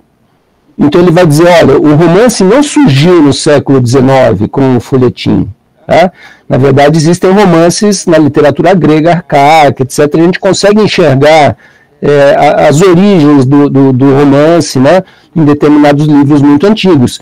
Porém, foi com o surgimento da burguesia ascendente do século XIX que o romance ganhou o ambiente, né, pensando de uma forma meio darwinista, assim, ganhou o ambiente mais propício possível para a sua disseminação e para que ele se tornasse um gênero hegemônico, né, o mais predominante da literatura, tá? Por que isso? Não, porque surgiu o folhetim, porque surgiu o indivíduo burguês que fica isolado na sua situação de produtor dentro de uma indústria, apertando parafusos. Surgiram todas as condições ideais de uma subjetividade extremamente radical. de um sujeito que ele está completamente divorciado das relações sociais, familiares, da igreja, dos amigos, da balada, da noite, né? Esse sujeitinho completamente isolado, trancado dentro de si, né? Que é o típico leitor do romance, né? E agora, então, essa tão estranha forma de narrativa, quer dizer, que é o romance, ela provoca uma crise, né? Que é a transformação, inclusive, do próprio gênero do romance, mas é uma crise que deriva, e aí eu interrompi porque ele vai introduzir dois conceitos fundamentais para a gente, né? Ela deriva de uma nova forma de comunicação que é a informação. Então, a informação, ela vai se contrapor à narrativa. A informação é o gênero de jornalismo da notícia. A notícia é informativa, tá? E a reportagem, ela é narrativa. E a partir de agora, quer dizer, a gente vai conseguir ver bem claramente no jornalismo o que é essa diferença entre gênero informativo e gênero narrativo, né? Cuja origem, pelo menos cuja grande importância, né? O Benjamin está associando aí a evolução da própria burguesia. Obrigado, Nani. Villers Messin, o fundador de Figaro, caracterizou a essência da informação com uma fórmula famosa. Para os meus leitores, costumava dizer: o incêndio num sótão de Quartim é mais importante que uma revolução em Madrid. Essa fórmula lapidar mostra claramente que o saber vem de longe e encontra hoje menos ouvintes que a informação sobre os acontecimentos próximos. Tá, aí já tem, desculpa só interromper, já tem uma coisa muito importante aqui, tá vendo? O Figaro é um jornal, tá? Esse Villers Messin é o fundador, então, desse jornal, né? E o que ele dizia? Olha, para os meus leitores de jornal, o incêndio aqui em Juiz de Fora é muito mais importante do que cair um prédio lá no Rio de Janeiro, né? Por quê? Porque o que está perto é mais importante do ponto de vista da informação do que aquilo que está longe. E aquilo que estava longe, a gente viu que era a origem da dignidade da narrativa. Quer dizer, eu saber o que acontecia na China lá, era aquilo que dava importância para a narrativa, de eu saber algo que eu não conhecia. Por quê? Porque estava longe. Porque eu não tinha visto tigre de Bengala nem elefante. Então era interessante eu saber essas coisas. Isso agregava a minha sabedoria de coisas que, mesmo longe de mim, era importante eu saber, né? Em algum momento, talvez fosse vital eu saber que um tigre é um animal violento que ataca, né? E em algum momento, talvez isso fosse importantíssimo e contribuía para a constituição da minha sabedoria. Pois bem, hoje em dia, o que é importante é a informação. É muito mais importante para mim saber se eu tenho que sair com blusa e com guarda-chuva na rua, do que saber o que estão discutindo sobre aquecimento global em Nova York. Quer dizer, é um pouco essa pragmaticidade da informação. Ela está pertinho de mim, assim, né? Eu consigo ver a importância do que está pertinho de mim e não consigo ver a importância daquilo que, porventura, esteja um pouquinho mais distante. Então, é uma nova lógica, né, do pensamento moderno que prioriza o que está perto e dá desimportância àquilo que está longe. Obrigado, Noni. O saber longe, do longe espacial das terras estranhas ou longe do temporal contido na tradição, dispunha de uma autoridade, mesmo que não fosse controlado pela experiência. Mas a informação aspira a uma verificação imediata. Antes de mais nada, ela precisa ser compreensível em si e para si. Muitas vezes não é mais exata que os relatos antigos. Porém, enquanto esses relatos frequentemente ao miraculoso, é indispensável que a informação seja plausível. Nisso, é compatível com o espírito da narrativa. Se a arte da narrativa hoje é rara, a difusão da informação é decisivamente responsável por esse. Cada manhã recebemos notícias de todo o mundo. E, no entanto, somos pobres em histórias surpreendentes. A razão é que os fatos já nos chegaram acompanhados de explicações. Em outras palavras, quase nada do que se acontece está a serviço da narrativa, e quase tudo que está a serviço de informação. Metade da arte narrativa está em evitar respostas. Nisso, Leskov é magistral. Pensemos em textos como A Fraude ou Águia Branca. O cenário e o miraculoso são narrados com a maior exatidão, mas o contexto psicológico da ação não é imposto ao leitor. Ele é livremente para interpretar a história como quiser. E com isso, o episódio narrado atinge a uma amplitude que não existe mais na informação. Obrigado, Luane. Tá? Agora aí ele vai colocar uma coisa fundamental assim, da diferença desses dois estilos, tá? Da informação em relação à narração. Tá? Ele vai dizer, então, primeiro, que ela tem que ser algo próximo, né? Algo que impacte a nossa vida, tipo, vai fazer calor ou vai fazer frio, quer dizer, algo, né? Desse gênero, né? Que num certo sentido pode ser verificada, né? Ou seja, essa questão da objetividade da informação, né? A informação ela precisa ser objetiva, ela precisa ser verificada, realmente a previsão falou que ia chover e choveu, né? Então ela tem essa utilidade, a informação, e ela precisa ser compreensível também, ou seja, ela precisa dizer que vai chover pela manhã e à tarde vai fazer calor, então eu preciso levar uma roupa leve por baixo, uma roupa mais pesada por cima, né? E quem diz isso é a própria a estrutura da informação, que ela precisa ser compreensível em si, ela tem que ser inteira, digamos assim, ela tem que trazer a totalidade de uma explicação, tá? E isso é um fator no qual ela diverge radicalmente da narrativa. Por quê? Porque a narrativa ela não consegue ter completude. Por que ela não consegue ter completude? Porque a situação é complexa demais. Tá? Ela é tão complexa que ela não consegue reunir tudo aquilo numa unidade compreensível, ou seja, na resposta a uma pergunta. A informação tem essa pretensão. A pergunta é simples: eu ponho roupa leve por baixo? Sim. Eu levo guarda-chuva? Sim. Né? E acabou a conversa. Quer dizer, a informação ela tem essa objetividade, ela quer trazer para a gente algo mastigado. Olha, o que você deve fazer hoje é sair com uma blusa leve e levar um guarda-chuva. Então a informação ela é normativa. Ela me dirige de fora. Vejam aí o heterodirecionamento. A informação ela tenta me direcionar para onde? Para usar uma blusa fina e sair com guarda-chuva. Ela tenta dirigir as massas, e para isso ela tem que ser compreensível, ela tem que ser coisas que vão acontecer comigo, práticas, pragmáticas, utilitaristas, tá? E aí nesse sentido, quer dizer, ela tem que ser redutora das complexidades, tá? Num dia que vai fazer de manhã calor, à tarde chuva, à noite nevar e de noite sei lá o que vai acontecer, a informação vai dizer assim: olha, isso é muito complicado, eu não vou conseguir traduzir isso numa notícia. Tá? Enfim, eu recomendo a vocês que levem várias roupas, porque o clima vai ficar variando. Ela não consegue dar conta dessa complexidade. Tá? Já a narrativa, ela vai tratar sempre mais desse tipo de coisa. Né? Então ela vai dizer: olha, vai começar o dia com neve, depois vai esquentar, depois vai fazer frio, depois vai chover. E aí o que acontece? Qual é a explicação que ela dá para dar unidade disso? A narrativa não vai dar unidade nenhuma.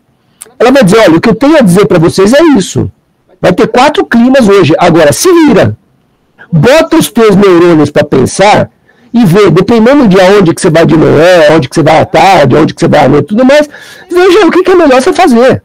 Ou seja, a narrativa ela não tenta ser normativa para o sujeito, ela não tenta dizer o que o sujeito tem que fazer. Ela simplesmente traz dados e fala: a partir de agora, rapaz, você já tem a sabedoria suficiente para lidar com um dia complexo, então se vira. Tá bom? Mas eu saí com guarda-chuva e não choveu. É problema seu, entendeu? Você articulou a racionalidade de uma maneira que você achou que ia lidar com aquilo de um certo jeito. Agora, cada um vai ter que pensar exatamente como é que vai ter que agir. Ou seja, a narrativa ela devolve para o sujeito a decisão racional de como agir. Ela contribui, então, para a autodeterminação do sujeito. Então, ela, evidentemente, está muito mais amarrada com o projeto de independência do sujeito por intermédio do uso da razão.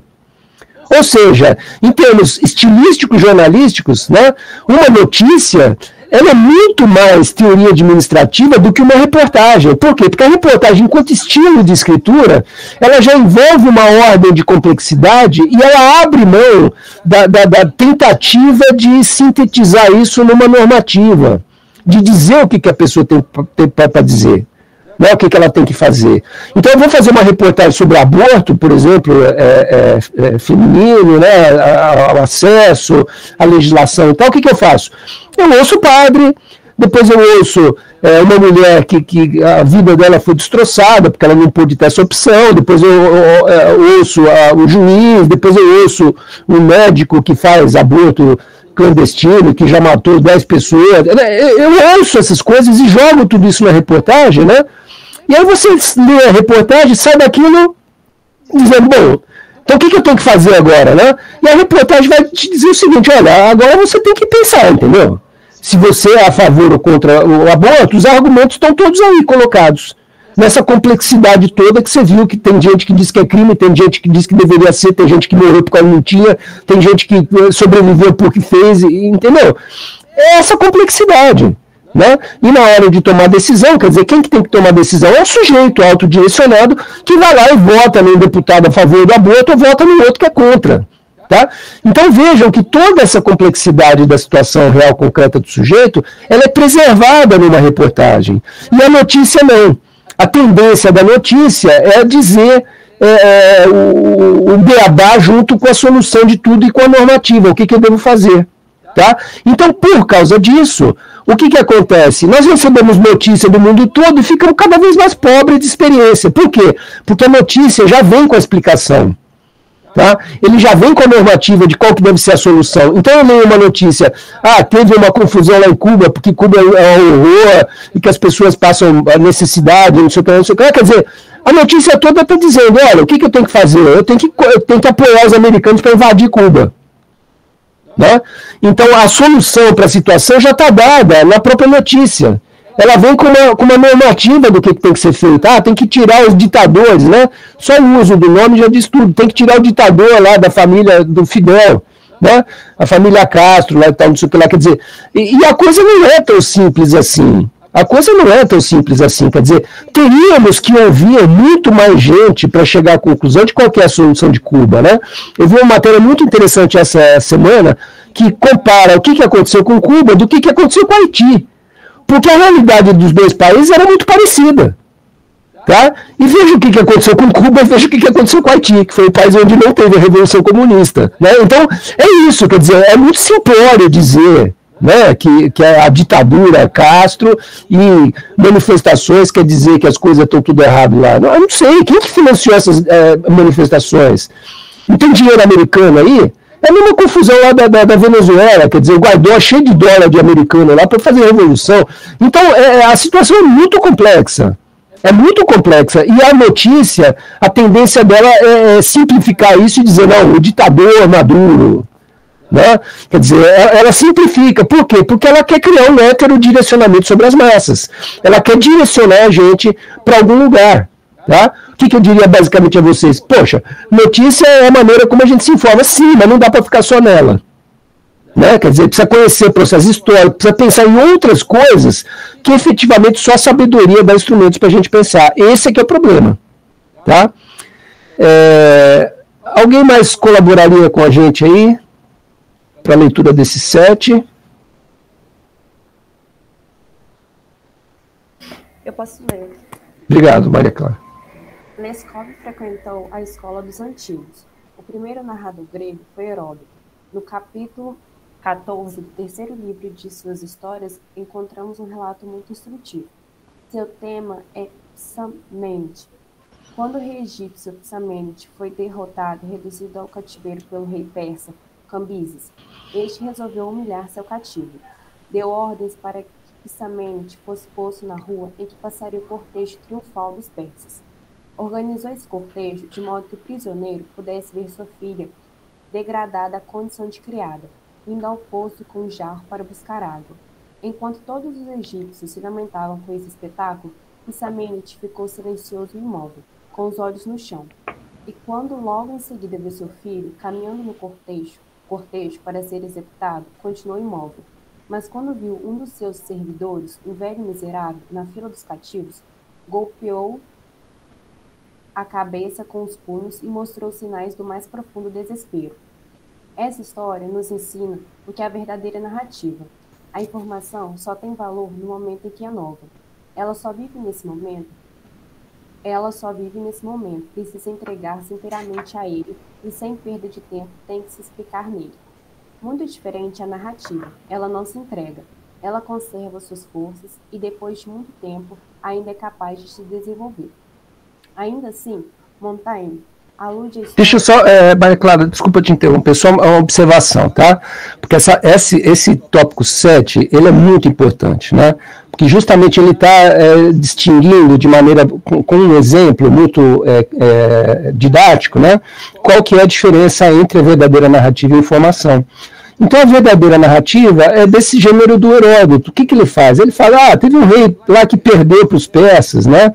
E esse rei, para ser humilhado, ele foi colocado na frente de uma avenida para ver passarem à frente dele em desfile a sua mulher sendo chicoteada, sua filha sendo humilhada, o seu filho indo caminhando para a morte e tal.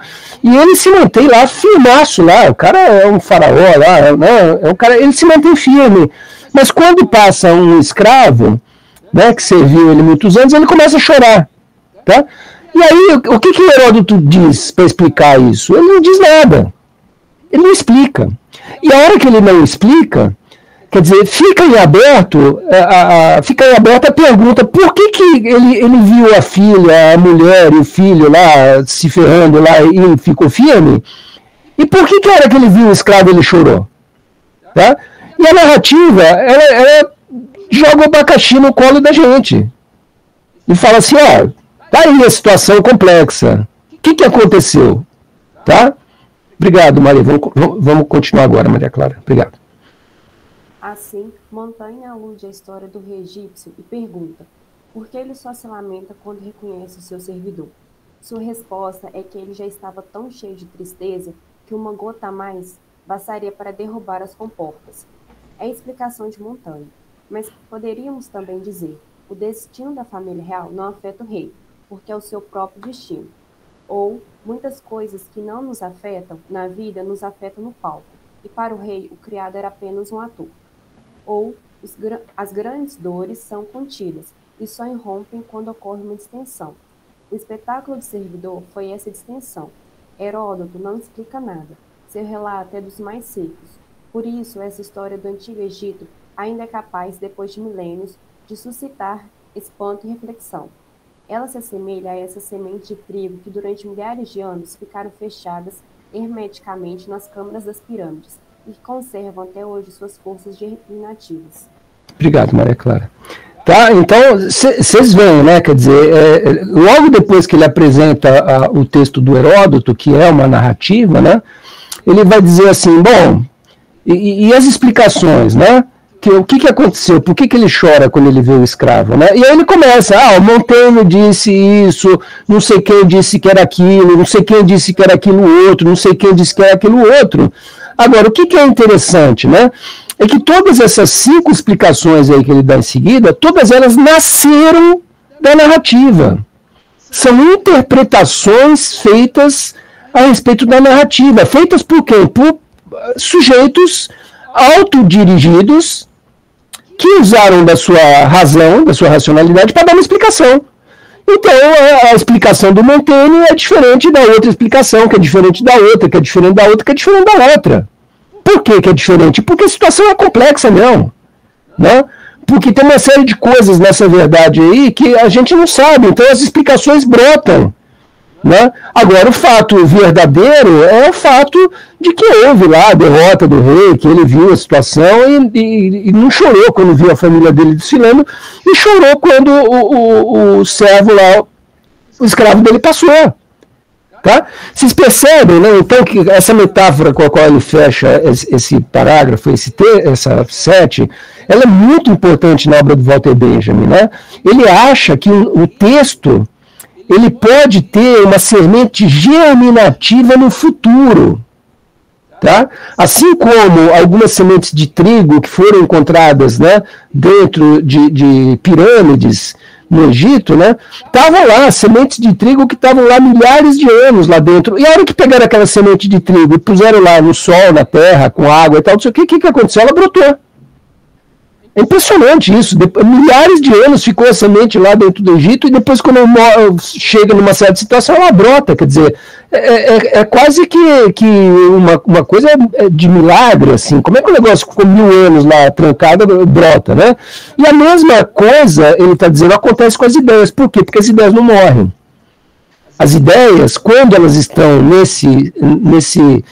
nesse formato narrativo, elas são ideias que nunca vão morrer. Então, qualquer pessoa que leia hoje a história do Heródoto, ela vai poder dar uma explicação, inclusive, diferente da explicação do Montaigne e dessas outras. Por quê? Porque ela traz dentro de si uma espécie de semente que provoca o leitor. Pô, me explica aí. Né? É um texto provocativo. Então, a reportagem, ela é um gênero provocativo. Ela traz elementos dentro de si que vão fazer as pessoas refletirem a respeito do aborto. Tá? Enquanto a notícia, não, ela vai dizer que foi aprovada uma lei agora, que agora manda ainda para o inferno a pessoa que fizer aborto e não sei o que, não sei o que lá, não sei o que lá. Por quê? Porque abortar é matar criança, fazer não sei o que lá, não sei o que lá. Quer dizer, a notícia, ela já traz tudo. Mesmo que seja na boca de um padre, na boca de alguém, quer dizer, ela já traz a explicação dentro de si. Né? A reportagem não, ela abre, ela põe lá a opinião do padre, mas põe a opinião da mulher que se deu mal porque não pôde fazer, dá a opinião da outra que se deu bem porque fez, sabe? Quer dizer, ela abre para essa complexidade. Tá? Enquanto a notícia não, a notícia fecha. Então percebam que enquanto gênero jornalístico, a notícia ela é muito mais capaz de abrir os olhos do leitor do que a reportagem. Agora, o que acontece historicamente? Né? Com a ascensão dessa imprensa burguesa, que é uma imprensa empresarial, que está de olho em lucro e tudo mais, não sei o quê, historicamente, o que essa imprensa faz com os gêneros? Né? Ela praticamente acaba com a reportagem e ela privilegia a notícia.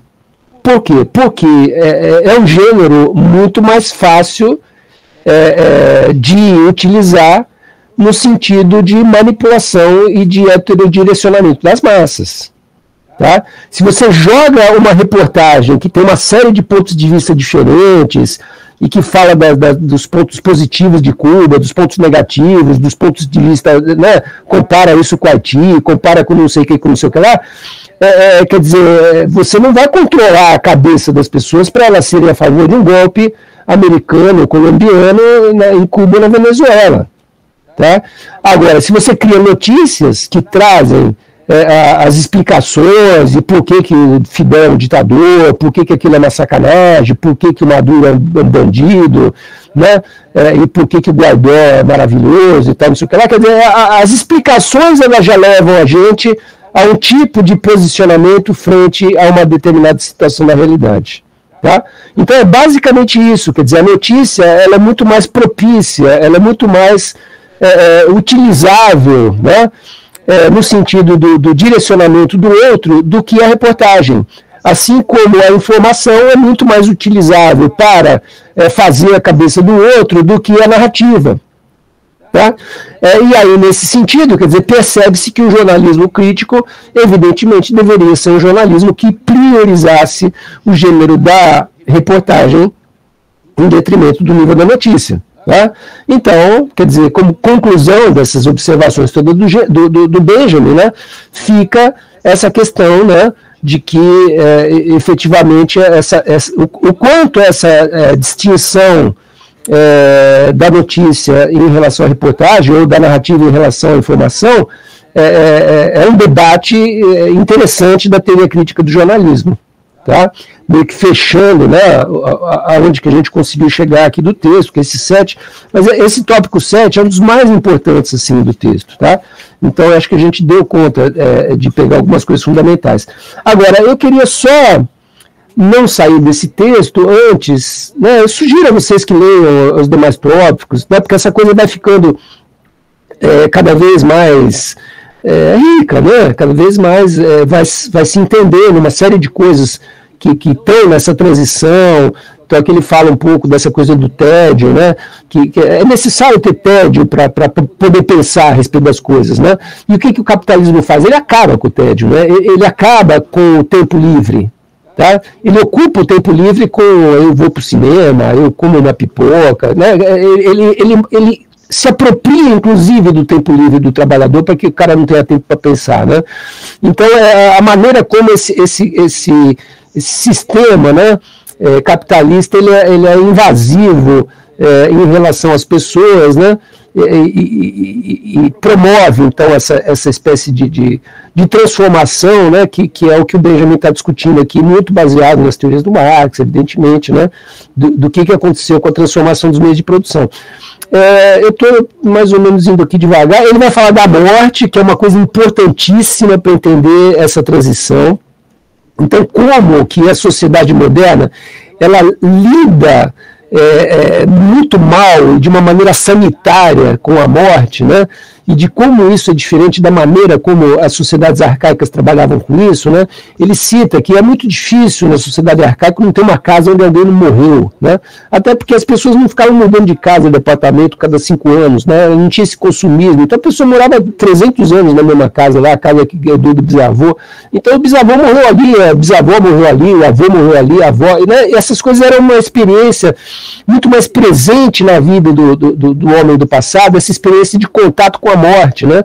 E como esse momento do contato com a morte era um momento de gênero de narrativa, porque era no momento da morte que muitas vezes uma espécie de experiência de contar um segredo grande de família e tal vinha à tona, né? É muito interessante esse texto, né? Aqui pelo 13 ele vai falar uma coisa importante também, que são alguns conceitos de reminiscência que ele vai criar, né? Que é uma forma de memória do passado, e que ele vai contrapor, então, a reminiscência a outras formas de rememoração do presente, né, como a memória, né? Então ele vai trabalhar um pouco essa história de como que a gente lida com essa coisa da reminiscência da memória, como foi desvalorizada a questão da reminiscência do sujeito, né? Como a gente hoje em dia tem coisa que a gente nem lembra mais, há um ano que aconteceu, a gente já não lembra mais, né?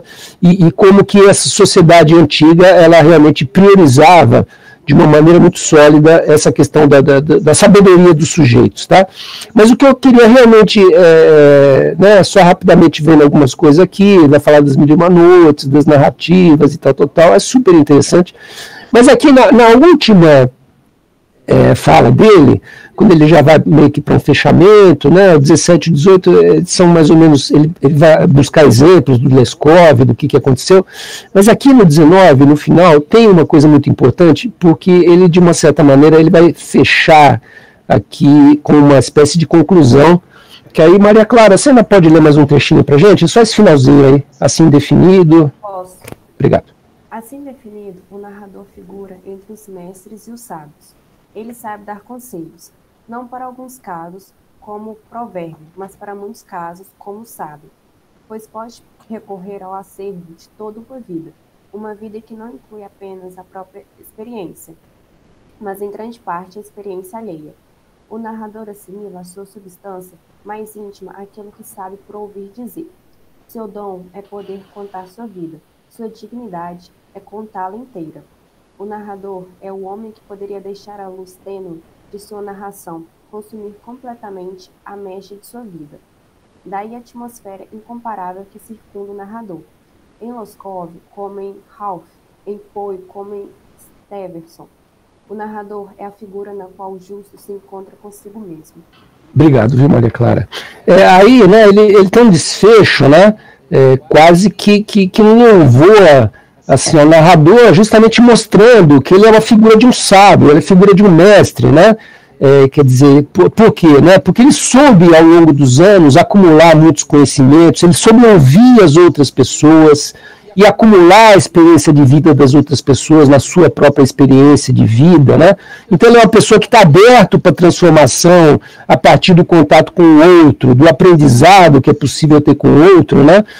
E tudo isso são características, para mim, assim, particularmente fundamentais de um bom repórter. Eu acho que o bom repórter é isso, é um cara que tem que estar na rua, é uma pessoa que tem que conversar com as pessoas, tem que ouvir o pobre, tem que ouvir o rico, tem que ouvir o policial, tem que ouvir todo mundo, tem que conhecer a realidade da sua cidade como ninguém, como a palma da sua mão, porque é isso que vai o capacitar, assim, deixar ele a ponto de poder fazer uma grande reportagem em Juiz de Fora que vai mudar a história da cidade, entendeu? Porque está trazendo à tona uma história que tem facetas assim que nunca ninguém imaginou, que na sua complexidade é um negócio complicadíssimo, assim, que as pessoas têm que parar para pensar a respeito, sei lá, do aborto em Juiz de Fora, e os dados estão aqui, ó, né? Aí então é um cara que vai para a rua e que faz esse trabalho realmente de coleta, de ouvir, né, as pessoas, ouvir o mundo, né, para trazer em forma de uma reportagem toda uma sabedoria que, se porventura ele for um grande repórter, ele vai ser capaz de trazer, né? Então são clássicas as histórias de gente que ficou, sei lá, 10 anos fazendo matéria de chuva, sempre aquelas matérias, choveu 15 milímetros e não sei o que, não sei o que lá, não sei o que lá, e de repente você manda um grande repórter para fazer a matéria de chuva, pô, o cara volta com uma matéria de 3 páginas, contando da história, do cara que por causa da chuva, ele perdeu o amor da vida dele, o cara por causa da chuva aconteceu não sei o que lá, o cara que por causa da chuva ele se trancou dentro de uma farmácia e ele acabou conhecendo uma pessoa maravilhosa, se apaixonando, quer dizer, essa capacidade de trazer histórias de vida, histórias de personagens, né? Quando eu falei para vocês de reportagem, eu falei, olha, a reportagem aposta demais, né, nas personalidades, ela constrói figuras, conta a história dessas pessoas, quer dizer, essa capacidade de produzir uma narrativa que não é fácil, né? Mas que efetivamente é um pouco aquilo que distingue a narrativa da notícia, né, a reportagem da notícia, e que abre todo um horizonte aí que espero que a partir do texto do Benjamin fique mais claro para vocês a importância desse tipo de gênero aí para o próprio jornalismo, tá bom? Então, basicamente isso, quer dizer, com esses 2 textos do Benjamin, a gente fecha basicamente essa segunda unidade, né? Trazendo uma apresentação um pouco mais qualitativa, que no meu entender eu acho que a escola de Frankfurt ela pede, assim, né, porque justamente não são textos como aqueles da teoria administrativa que a gente lia lá e aprendia o que é a teoria do Agenda 7, como é que eles trabalharam, o que eles descobriram, né? Quer dizer, vocês percebem, né, que é um outro tipo de pegada, né? Que, enfim, a gente deu uma aula a respeito de 7 tópicos, dentre 19 tópicos que constituem um artigo do Benjamin, né? E ele tem centenas de artigos traduzidos em português, além de uma obra que se chama A Obra das Passagens, que é uma obra num formato de tamanho Bíblia grande, sabe aquelas Bíblias grandes, que tem 1.500 páginas, quer dizer, a produção do Benjamin é um negócio absurdo, né? E o quanto esses autores têm contribuições violentas assim a trazer para pessoas que se dediquem, né, a estudar a obra deles, a entender melhor como é que a coisa funciona, etc., né? Então, nosso objetivo aqui hoje era só um pouco ampliar um pouquinho mais a apresentação do Benjamin, para vocês entenderem da riqueza dele, tá bom? Pessoal, com isso, eu vou dando por encerrado, vou fazer uma chamada rápida aqui. A Adriana, eu já vi que não está, Ana Carolina está aí, Ana Clara está aí, Ana Paula está aí, Bianca está aí, Bruna não está, Camila Boato está aí, Carolina Ferreira não, né? Esther está aí, Gabriel não, Giovana está aí, Giulia está aí, Gustavo não está, Carolina está aí, acabei de ver falando aí, Carolina, desculpa, não tinha te visto.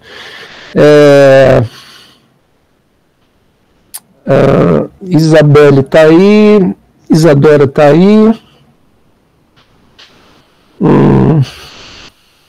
João Vitor Pires, não. Larissa está aí. Lucas Henrique, não, né? Lucas Matoso está aí. Luísa está aí. Maria Clara está aí. Maria Fernanda está aí. Matheus Hipólito está aí. Matheus Domite está aí. Tudo bem, Carolina, já te vi, obrigado. Matheus Schettino, não, né? Murilo está aí. Noane está aí. Patrick está aí. Paula, não, né? Sabrina está aí. Vicente, não. Beleza. Pessoal, com isso a gente fecha essa unidade aí, que é basicamente aquele entendimento do Kant, da questão do que é o iluminismo, a introdução das temáticas da ética, do Hegel, do pensamento hegeliano, da dialética, depois um pouquinho dos avanços do Marx e da escola marxista da teoria de jornalismo, que é a escola de Frankfurt, tá? E aí a gente estudou aqui dois autores, o Adorno e o Horkheimer, e todos esses tópicos aí que eu falei, então constituem a nossa avaliação, que vai ser na próxima aula, né? Aquele esquema de sempre, no horário da aula eu abro lá uma atividade no Classroom, e vocês não precisam nem entrar aqui, apesar de que eu vou estar aqui à disposição de quem precisar, mas é só vocês baixarem lá o arquivo e preencherem a prova e subir. Tá bom, pessoal? Obrigado a todos. Se alguém tiver alguma dúvida, pode ficar por aí. Aos demais, boa semana. Obrigada, boa semana. Obrigado, boa noite. Professor. Obrigado. Tchau, bom dia. Tchau, professor.